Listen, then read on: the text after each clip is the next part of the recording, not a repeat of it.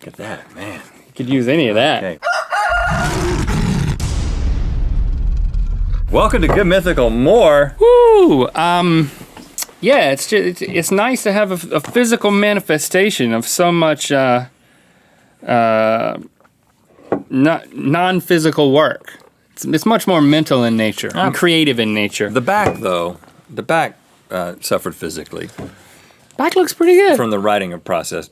My back. Oh, the back of you. Yeah. I just want to say thanks to everyone who we worked with to make this book a reality.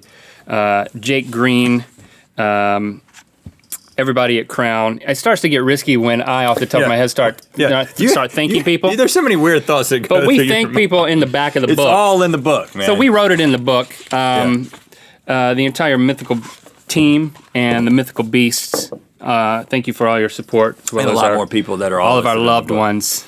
Well, the thing we've been talking about is that, having done, created a lot of things that, 99% of what we've created lives in internet videos, and a very large percentage of that lives as this show, just given the frequency of the show, and creating an episode of GMM, of course, is a totally different process than creating something like this.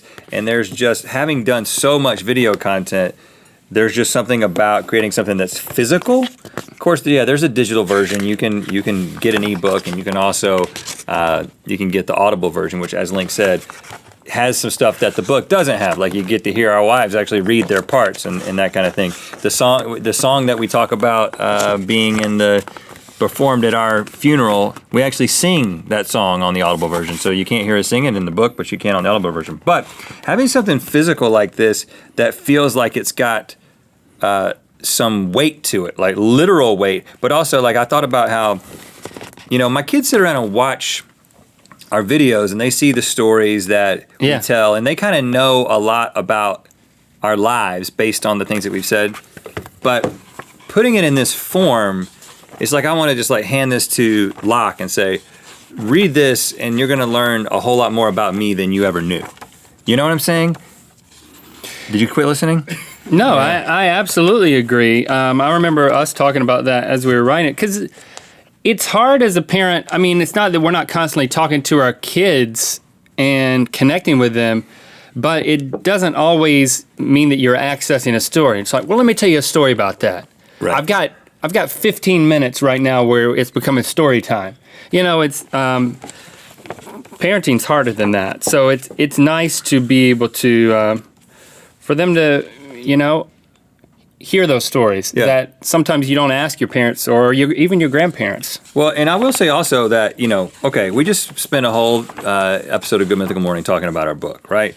And I'm sure we'll get comments like, guys, you just sold your book for a whole episode, and now you're selling your book for a whole episode of Good Mythical More. I think I'm just looking at it myself. The reason that we're doing this and talking about it in this way is because we don't just do this because it's fun, or we don't just do this because it's a great way to build a business.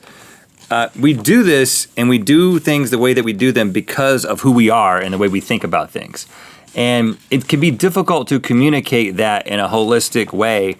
And I think that this book kind of represents a big step towards that. So if you consider yourself like any kind of mythical beast, like I'm the mythical beast that clicks on every video. I'm the mythical beast that clicks on only the ones where you guys eat stuff. I'm a mythical beast that clicks on stuff where you don't eat stuff.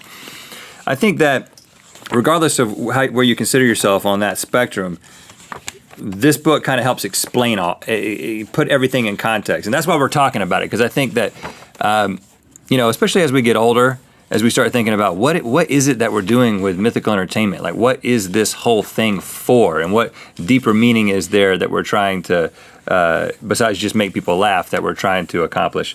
I think that this book is a perfect example of that. This is something that we would hope that you would read it, and then you would actually, we talk about this at the very end of the book, by reading this book, yes, you're going to laugh, you're going to be entertained, that's a big part of what we do, but we would hope that you would actually take steps to make changes in your life that you want to see change, And again, this isn't like, oh, well, look at all the things that we did and be like us. It's more like, these are the things that we've kind of learned along the way. Some things we're good at, some things we're bad at. This is just a bunch of lessons and a bunch of funny stories that illustrate those lessons that we hope that you'll actually be able to say, I read this and I can take and I can apply some of this stuff to the way that I live. That's why we're talking about it so much. Go through the table of contents, Mike. That's what I'm about to do. I'm now halfway through looking at every single page. Oh. So.